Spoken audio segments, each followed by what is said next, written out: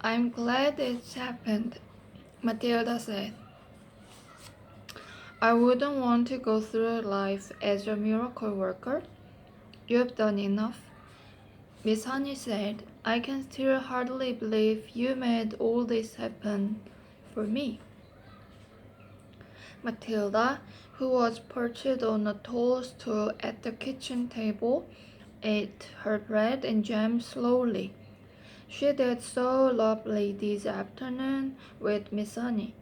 She felt completely comfortable in her presence, and the two of them talked to each other more or less as equals.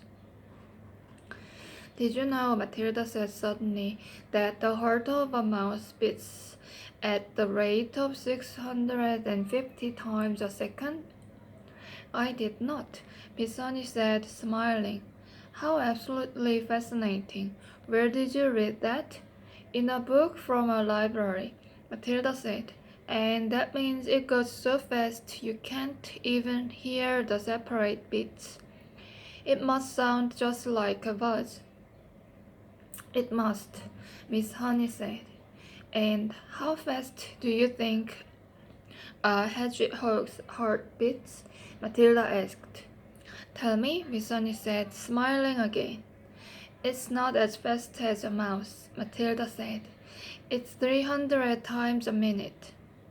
But even so, you wouldn't have thought it went as fast as that in a creature that moves so slowly.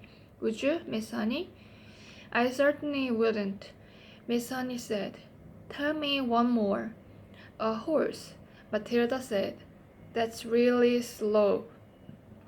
It's only 40 times a minute. This child, Miss Honey told herself, seems to be interested in everything. When one is with her, it is impossible to be bored. I love it. The two of them stayed sitting and talking in the kitchen for an hour or so longer. And then at about 6 o'clock, Matilda said goodnight and set out to walk home to her parents' house, which was about an 8-minute journey away.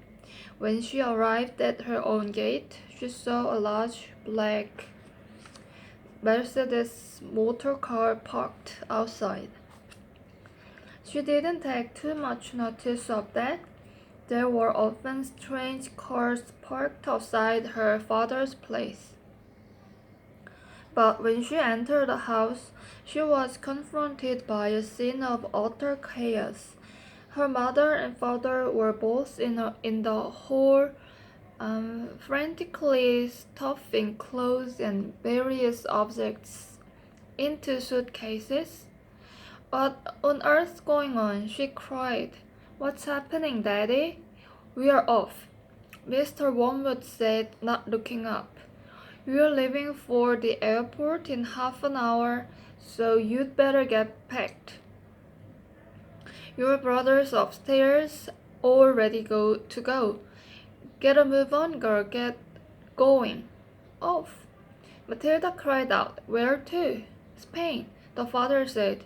It's better climate than this lousy country.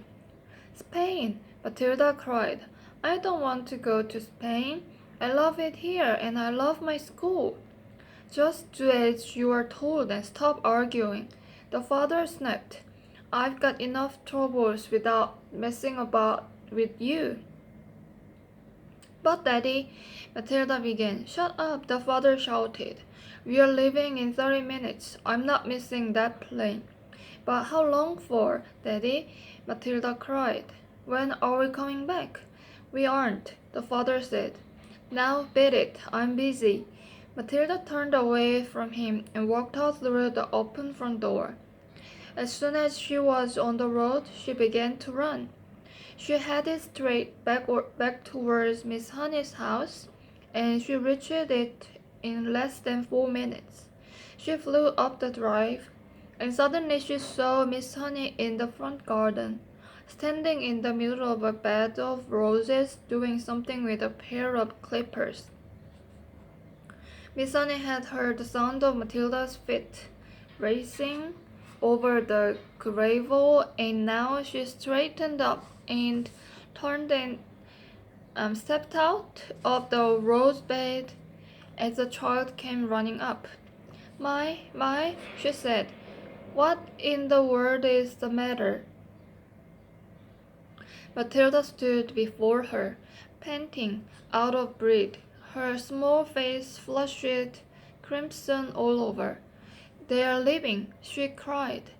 They've all gone mad, and they're filling their suitcases, and they're leaving for Spain in about 30 minutes. Who is?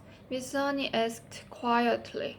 Mommy and Daddy and my brother Mike, and they say I've got to go with them. You mean for a holiday? Miss Sunny asked. Forever, Matilda cried. That said, we are never coming back. There was a brief silence. Then Miss Sunny said, Actually, I'm not very surprised. You mean you knew they were going? Matilda cried. Why didn't you tell me? No, darling, Miss Sunny said. I did not know they were going, but the news still doesn't surprise me. Why? Matilda cried. Please tell me why. She was still out of breath from the running and from the shock of it all. Because your father, Miss Sunny said, is in with a bunch of crooks. Everyone in the village knows that. My guess is that he is a receiver of stolen cars from all over the country. He's in it deep. Matilda stared at her open-mouthed. Miss Annie went on. People brought stolen cars to your father's workshop, where he changed the number plates and resprayed the bodies a different color and all the rest of it. And now somebody's probably tipped him off that the police are onto him. And he's doing what they all do, running off to Spain where they can't get him. He'll have been sending his money out there for years already, and waiting for him to arrive. They were standing on the lawn in front of the lovely red brick house with its weathered old red tiles in its tall chimneys. And Miss Sunny still had the pair of garden clippers in one hand. It was a warm golden evening and a blackbird was singing somewhere nearby. I don't want to go with them. Matilda shouted suddenly. I won't go with them. I'm afraid you must, Miss Honey said. I want to live here with you. Matilda cried out. Please let me live here with you. I only wish you could, Miss Honey said.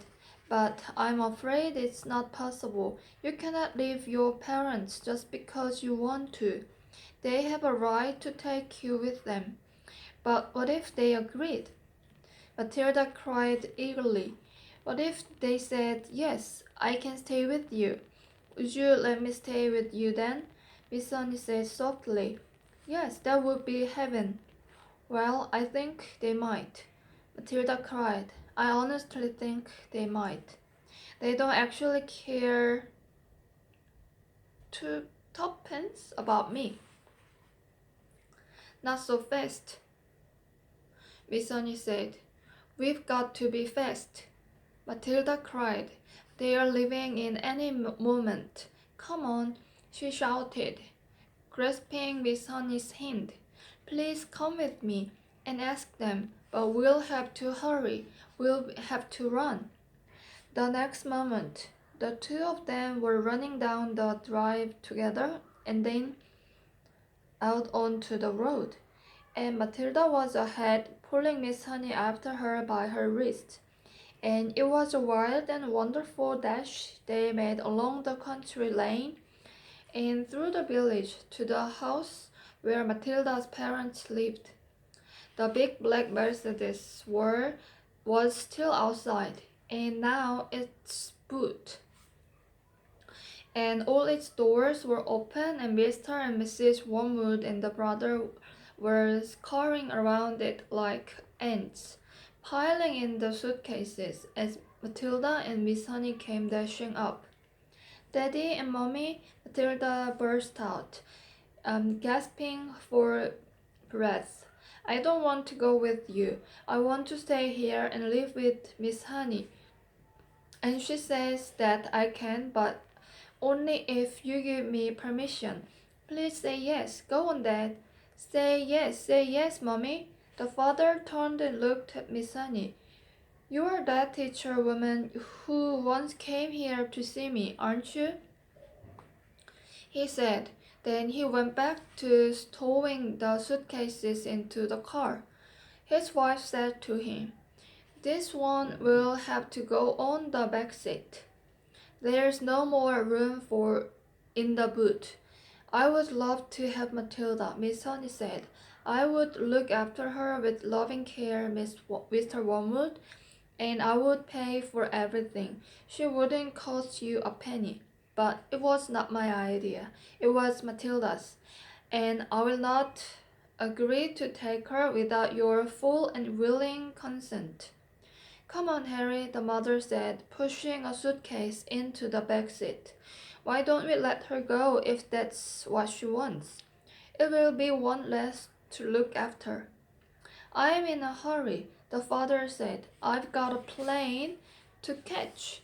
If she wants to stay, let her stay. It's fine with me."